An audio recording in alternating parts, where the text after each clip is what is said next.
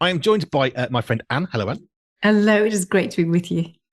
We're in a new year. 2026 is upon us.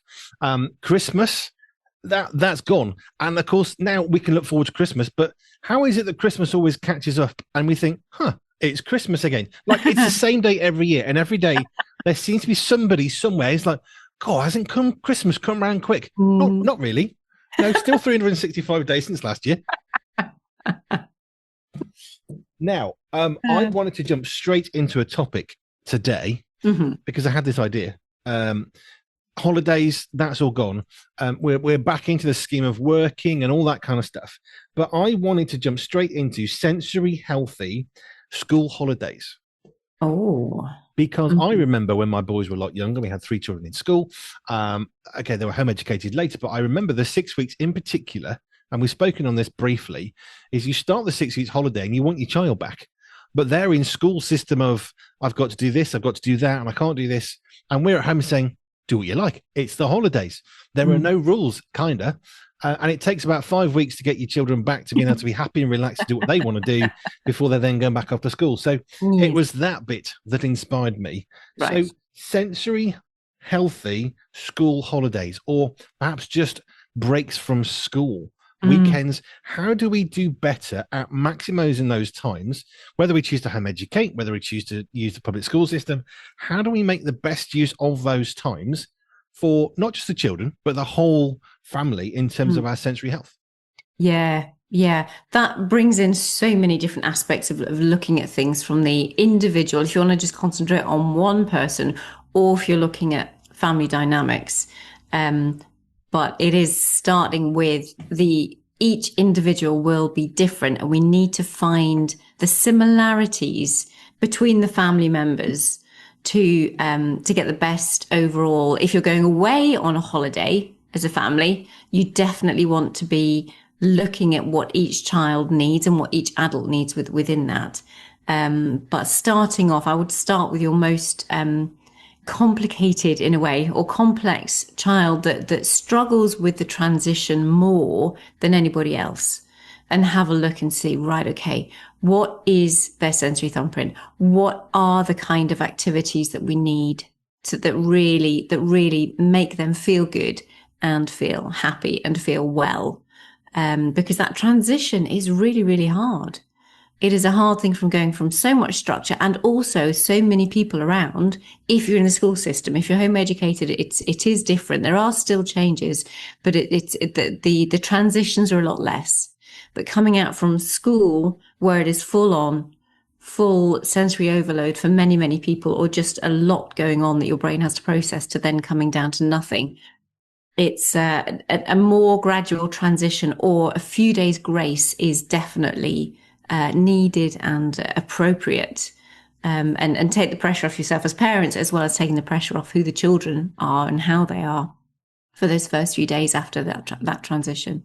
Because it is hard. I mean, it doesn't matter what your daily situation is, whether you're working in an office or you're a child in a school or you're a truck driver. When you finish your normal schedule, it is really, really beneficial to completely radically change your daily output, your daily schedule, because that's the whole point of a holiday, a rest day, break, is not to do exactly what you've done. Don't want a busman's holiday, to use that phrase, but actually it is important to do something different. And of course, the different thing is it can be tiring. Yeah. And having those first few days of transition, if you can, it's really nice to take hands off, unless you know that somebody really needs routine. But it's very interesting to try and do the reset. If you've got a short holiday, you won't be able to reset sleep times. I wouldn't recommend trying to reset any normal food times. I would try and keep the feeding and eating and meal times at the same times. Try and keep some consistency. I think when we get to longer school holidays, then I think it's nice to have that freedom and make the most to get to find what their normality is, because schools don't actually help you to find what your best way of being is. You have to fit into their system. So it's trying to use the holidays not just for a break and to do something different, but actually work out what are your strengths? What are the things that really motivate you? What does your natural rhythm look like? What does your sensory environment look like? And make the most of those holidays to find out what life is going to be best for you leaving school at whatever age that happens to be, or checking and resetting like it is with the new year, just resetting. What is my life looking like? Is it the best life? Am I living the best life? And if not, what can you change going into the next term, going into the next year, going into the next season, going into a new workplace? That's what holidays are really, really good for. So you've got your weekends and you've got your 1 week breaks where really you're not fully rested. You're just taking a pause from your daily work. I know that in the past, when we had a 2 week holiday away, which we've only done, I think, 3 times in 30 years, that is absolutely massively different from a break, a weekend, a 4 day weekend, or a week. Two Yes. weeks away, there is a level of relaxation that you can achieve over that because it takes about a week to come down. For I would Yeah. say for most people, most Yeah. normal people, it's about a week to actually unwind from your job in order to rest, which is why a week of holiday, whilst very beneficial, actually a 2 week holiday can be even better. But if you're talking about like a 6 or 7 or so weeks holiday, you can accomplish a lot more, I guess, of coming down from the regimented routine, whatever your situation is. I mean, we're talking about school holidays, but it could be from an office or what have you. But actually, you've got like weeks to come down and weeks to build back up again, so you're fully rested and fully ready again. Mm, mm. And it takes a lot when stress has built up in the system, and people do question teachers' holidays and teachers' pay, but I think teachers need that just as much as the students. They really do, because everybody is shattered at the end of term. Because of the structures, because of the environment, because of the way at the moment we tend to run schools, and they have to be so full on. So it is just as demanding for the teachers and the adults in that environment as it is for the children. It's very effective for certain things, but it is full on, and it's not so great for the brain in other ways. So yeah, having that time to find the real you. So much of life is about what is the real you, and that is so foundational to sensory health, because we start from the basics upwards to work out the sights, the smells, the movements, the feel, the touch, the foods, all of the things that feed into that very baseline of feeling calm, content, coordinated, confident, organized. And from there you can build whatever skills you want on top. But it's vitally important, and such a powerful time to be able to use that. If you can use holidays when you may not be able to change school, you may not yet be able to change work, but they are crucial times to pay attention to how you function best in that holiday season. Also, I'm pro teachers, and the reason why I am is because when you see a teacher, you think, well, if they're only working from 9 till 3, hey, you don't need 6 weeks. You really, really don't. Only teachers don't work 9 till 3. They're probably there at 7 o'clock in the morning till probably 8 o'clock at night, come home, have Yeah. dinner whilst working probably 14, 16 hours a day, maybe conservatively. I don't think I've ever met any teachers who just do 9 to 5. I don't even know if is that even humanly possible, 8 till 4.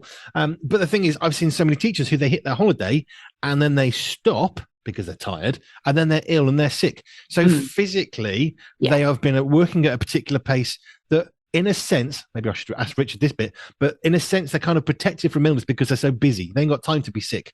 And as soon as they slow down, Yeah. they are ill. And I've known so many teachers, you can spot the teachers. They're the ones with a cold on the second week of July. It's like, oh, they're just about to finish work. And then they finish and they're ill. Yeah, it is a remarkable thing. It'd be really interesting to get other people's perceptions on that. But also because in my work, I'm potentially on screen at 7 o'clock in the morning, and I can work late. I flow with work life and integration and sports and holidays and saunas and all the rest of it in between. So I have very much of a flow during the day. But the number of emails that I get at 7, 8 o'clock in the morning or later on at night, it's just like, oh, that's really interesting. That although technically they only work so many hours and during school hours, there's a lot who are so committed, and also they have to.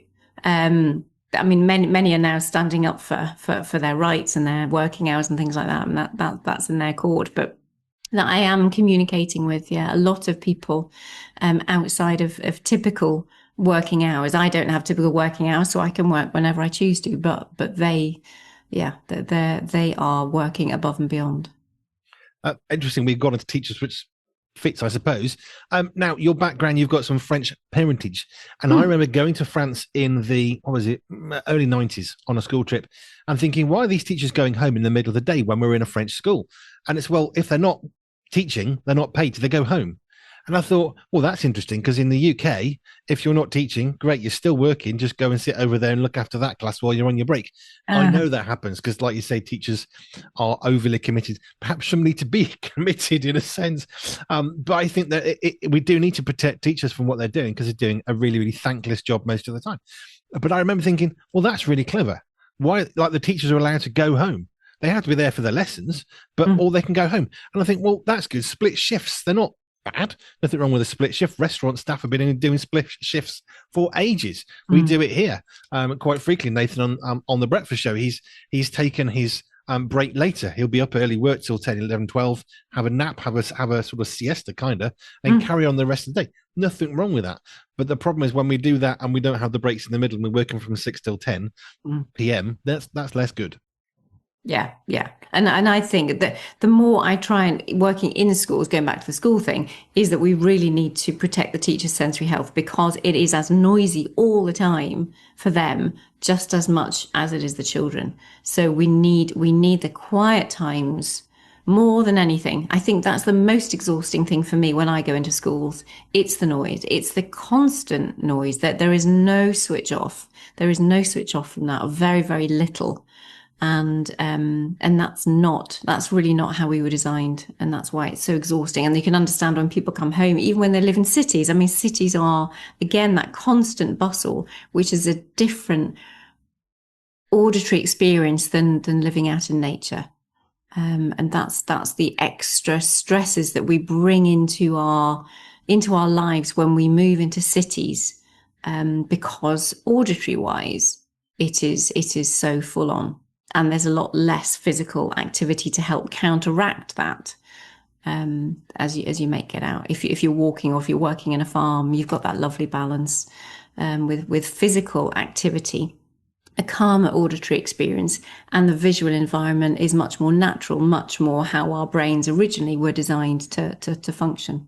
And I've now written a topic for another day for us to talk about. The thing is, if I've been in a staff room a few times, I'm not education, I'm not a teacher.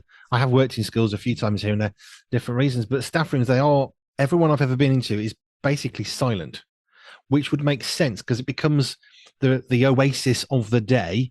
Mm. Okay, usually smelling of cheap coffee, but that's my experience. But actually, it is a silent place, but it's a place of solace.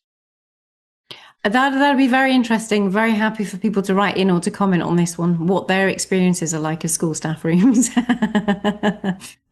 You it's can, it's like if you work in shops. I worked in retail many years ago.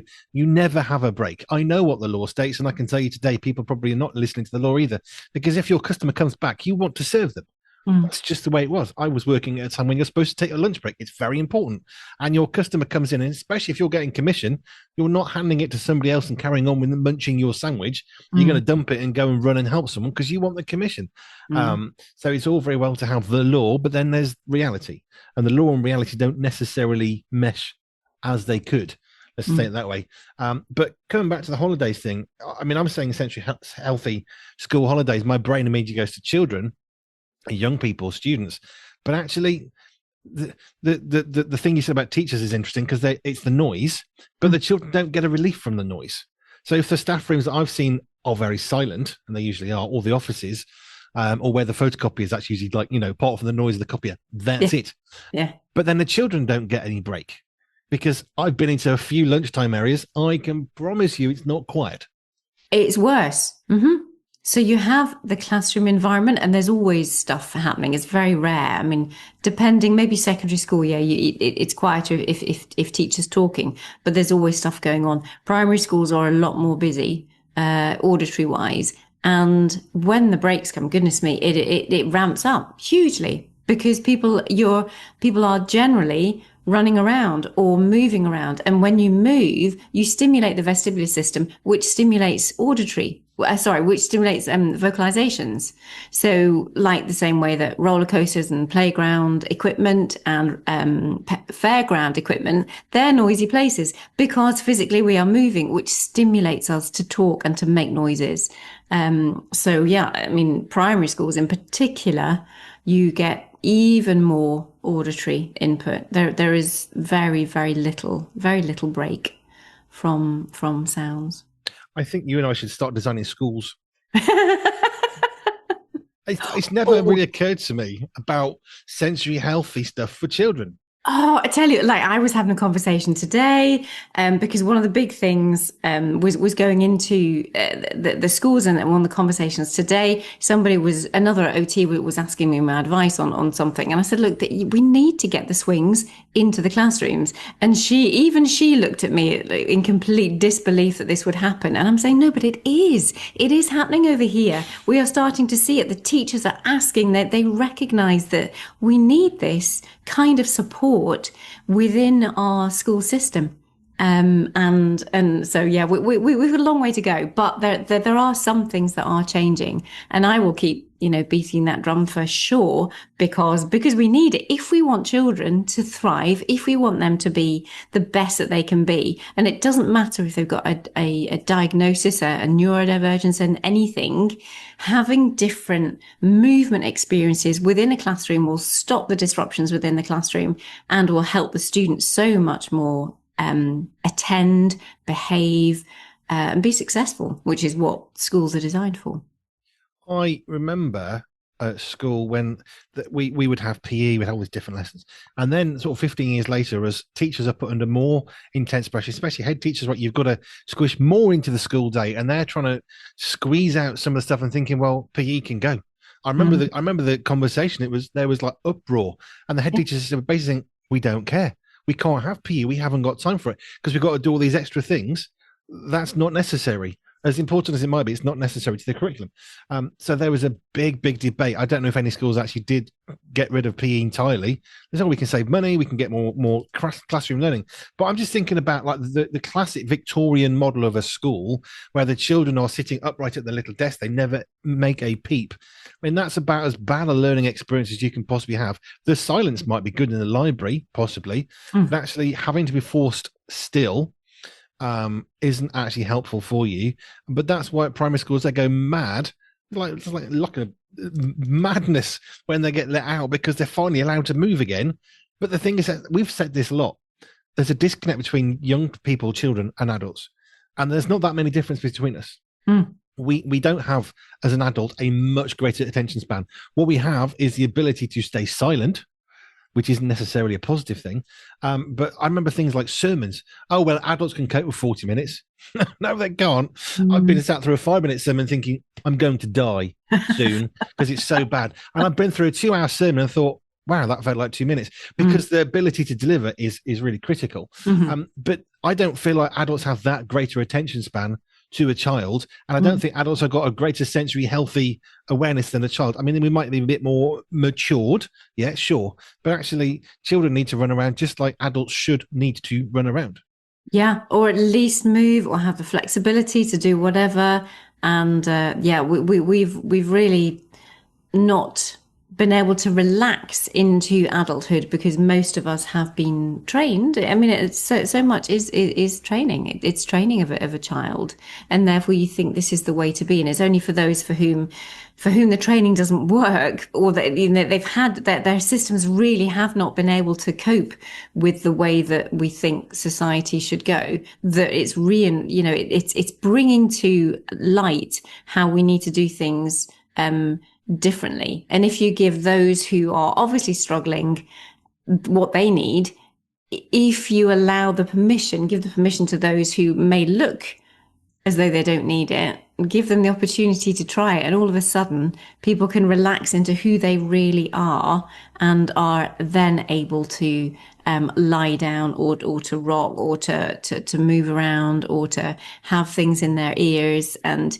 it is fascinating that if we allow a little bit more flexibility for everybody, just quite how we will see the adults change because they are allowed to now, rather than having been trained to behave a certain way. Which, coming back to the sensory healthy school holidays, the idea of the sort of the gentle waves. Have you ever seen the film Surf's Up? It's a cartoon about surfing, but it's quite funny. Okay. There's a brilliant bit, and it kind of it comes through. But there's this wonderful moment right at the end of the film. It's one of my favorite films. But there's the mature surfer and there's the young surfer who's finally got that you can't fight the waves. Right. You have to go with, if you fight it, they're going to win. The sea's bigger. And Yeah. there's this brilliant bit, long strokes, smooth strokes through the water. Because if you're going to fight it, you're just going to lose and you're going to wear yourself out. I just think that right there, that surfing mentality, you can't fight the water. Yeah, it's bigger than you. Hence, long smoke. You know, it's all like chill out. And the reason for the chilled outness is actually really important. When you're actually moving with the waves, Yes. you can do stuff. If you're fighting the waves, you lose. If you fight your sensory health, if you fight, I'm going to rest. Well, teachers discover every single holiday without any kind of learning time, it seems. Teachers need to go back to school. That's what they need. Some more education on how to not get ill in the holidays. But if we just stop and it's rough and it's abrupt and it's harsh, well, it's no wonder it's going to hurt and we're going to get ill. Interesting, that whole transition through it. But I just think the fact that you force yourself, and people do, they force themselves to do whatever they know that they need to do and that they're being paid to do, and then their own bodies suffer in the process, and then they go. Siestas, that's what we need. I remember seeing a game when I was in France because it was quite hot. We're in the south of France, and I remember watching these younger children being put down to sleep in a classroom. And I'm thinking, what is this? Why are they going to sleep? Sure, they should be working hard. And someone said, but it's really hot and they're very little, so they need to sleep because they can't. There's no point. They're falling asleep, so let's put them to sleep properly. Yes. And actually, that's okay. And what if we can get like, you see, we could bring in nap time for offices. It's good. Richard Scott, the good doctor, said napping is good for us. It's a good, almost a good physical discipline. When he was a GP full time, he'd have a nap in the middle of the day, very specifically sitting up no more than 20 minutes. Otherwise, you're going to get groggy and tired. Good. Actually, it's beneficial. It resets and refreshes. If your phone's not working on your computer, what's the first advice you do when you ring the helpline? Have you turned it off and on again? It's not some clever magic trick. It's giving your computer the chance, or your phone, to restart, to refresh, to clear some of the rubbish. So I think sensory healthy napping, that's what we need to do. Yes. Siestas. And one of the the other thing that was coming was that this child in school was being given a he was wandering around the corridors because they felt they needed a movement break. Now that wasn't like the movement break. He needed so much more intensity. He was getting a brain break, but actually he was a bright child and he could have really coped. So this was just part of the conversations again that I was having today, that just having someone outside of the classroom does not mean that is a good sensory healthy break. We have to find out what it is. You know, for him, he needed a lot more intensity. He needed to be doing like handstands outside the class and cartwheels down the corridor and things like that. But yeah, so it's finding, if we have breaks or naps or whatever it is. Naps are different because I suppose that is sleep and that is recharging and rebooting, full stop. But there are other things that we can do to help people through and get through the day as well as possible. We should design schools, you and I. That's the next thing. We can do truck cabs and we can do schools next. We'll fix the school system. We can fix it. Not a problem. But unless we take a look at the thing that we're doing, that we have to do, that we've done, that we've changed because that's how it was, and we've got to do it this way, unless someone can come in from the outside and say, well, why are you doing that? What a waste of time that is. But it's a solution to a problem that we then have to solve, that creates a problem that we have to solve. But you have to look at it from the outside to recognize, well, that's stupid. That doesn't work. But if you're in the midst of it, you're just trying to tread water and not drown, which is probably where most teachers are most of the time, which is probably why so many are leaving the profession. And that's where we need the holidays, going back to sensory healthy holidays, because it helps you, it gives you a different perspective. I mean, we do get institutionalized. All of us get institutionalized, whether it be at church or school or the office or wherever. We all develop ways that we think Yeah, it's always been like this, or I like this bit, I like that regularity, I like this is the way that we do things. We naturally, as humanity, flow into that kind of thing, and we look for that.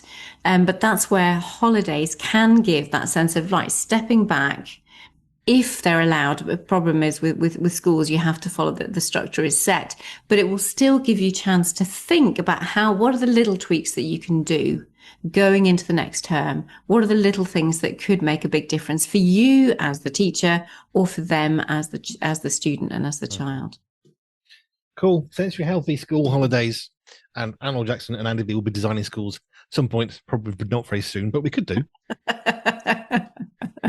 And everybody out there is thinking, oh, who do they think they are? But we know certain things. We know some things, and there are certain things that would be so good in new schools, and for sure. And the rest of it will be other people. See, I reckon we could problem solve a lot of stuff away if we just actually design something. Because if the British school system was the only one, why do the Finnish not wear uniforms and perform so massively higher than we do? Well, there's got to be something in that somewhere. The way that they operate their schools is totally radically different. But this can't be the only one system that's good and brilliant, mostly because we're at the bottom of the league tables in the world. So I think it's time that we actually looked at education. How can we do this better for the child? There's a radical thought. There you go. The future of the child. Right, Anne, thank you. If you want to touch base with us or Anne, you can email us or just go to the website pure247radio.org, pure247radio.org/ALJ, and you can contact with Anne Laure Jackson. Thank you. Brilliant. Thank you.